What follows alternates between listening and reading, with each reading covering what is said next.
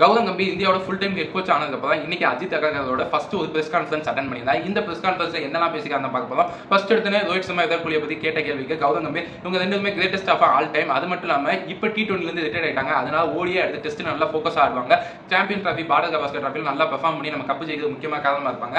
அதுக்கடுத்து இவங்க இப்படியே ஃபிட்னஸோட மெயின்டைன் பண்ணா 2027 வேர்ல்டு கப் இவங்க வந்து நம்ம பார்க்கலாம்னு சொல்லியிருக்காரு. அதுக்கடுத்து வந்து சூரியகுமாருக்கு எதுக்கு கேப்டன்ஷிப் வந்துச்சு, ஹர்திக் பாண்டியாக்கு ஏன் வைஸ் கேப்டன்ஷிப் போயிருக்குன்னு கேட்டதுக்கு அஜித் அகர்கர் என்ன சொல்லியிருக்காங்க பார்த்தோம்னா, ஹர்திக் பாண்டியாக்கு வைஸ் கேப்டன்ஷிப் போறதுக்கு முக்கியமான காரணம் அவர் ஃபிட்னஸ் லெவல் தான் சொல்லியிருக்காரு. அதுக்கடுத்து சூரியகுமார் யாதவ் ஒரு ரிசர்விங் கேண்டிடேட், அதனால அவருக்கு நம்ம வந்து கேப்டன்ஷிப் கொடுத்துருக்கோம்னு சொல்லியிருக்காரு. அதுக்கடுத்து வந்து சுப்மன் கில்க்கு எதுக்கு வைஸ் கேப்டன்ஷிப் கொடுத்து இப்போ டீம் ஒரு பெர்மனன்ட் பிளேயரா இருக்கீங்கன்னு பார்த்தோம்னா, சுப்மன் கில் மட்டும்தான் இப்போதைக்கு வந்து ஆல் ஃபார்மட் பிளேயரா இருக்காரு, அவருக்கு ஏகப்பட்ட நாங்கள் பேக்கிங் தரோம், அதனால அவருக்கு வந்து ஒரு வைஸ் கேப்டன்ஷிப்ன்ற ஒரு பொறுப்பு கொடுத்தோம்னா அந்த இடத்துல அவர் நல்லா பெர்ஃபார்ம் பண்ணுவாரு. அதுக்கடுத்து ரோஹித் சர்மா சூரியகுமார் யாதவ் இவங்க ரெண்டு பேருக்கு ஏதாவது இன்ஜுரி இஷ்யூ வந்துச்சுன்னா அந்த இடத்துல வந்து டீமை லீட் பண்ணி போறதுக்கு நம்ம சுப்மன் கில்லை ட்ரை பண்றோம்னு சொல்லியிருக்காங்க. ஒரு நல்ல முடிவாக இருக்கு. இருந்தாலுமே T20 அவரோட பிளேஸ் இன்னுமே ஒரு கொஸ்டினபிள் பிளேஸாக தான் இருக்கு. அதை பத்தி எல்லாமே கீழே கமெண்ட் சொல்லிட்டு போங்க. இன்னும் அவர் வந்து T20 இன்னுமே கண்டிப்பா ப்ரூவ் பண்ணி ஆகணும். அப்படின்னா தான் அவர் வந்து எல்லா நெட்டிசனுமே, அதாவது என்ன மாதிரி இருக்க எல்லா நெட்டிசனுமே அவர் ஒத்துப்பாங்க, அவர் பெர்ஃபார்ம் பண்ணி டீம்ல இருக்கணும்னு சொல்லி. அடுத்து ஜடேஜா ஏன் ஓடிஎஸ் கால் இல்லை, அவர் வந்து டிராப்டா இல்ல ரெஸ்டான்னு கேட்டதுக்கு வந்து அக்ஷர் பட்டேல் ஜடேஜா அவங்க ரெண்டு பேருமே ஒரே மாதிரி பிளேயர்ஸ். அந்த நேரத்தில் நாங்கள் வந்து ஜடேஜா வந்து இன்னும் கொஞ்சம் நாள் டெஸ்ட் சீரிஸ் வரதுனால நாங்க ரெஸ்ட் கொடுத்துட்டு அக்ஷர் பட்டேல் ட்ரை பண்றோம். அதுக்கடுத்து இந்த மாதிரி தான் சொல்லியிருக்காங்க.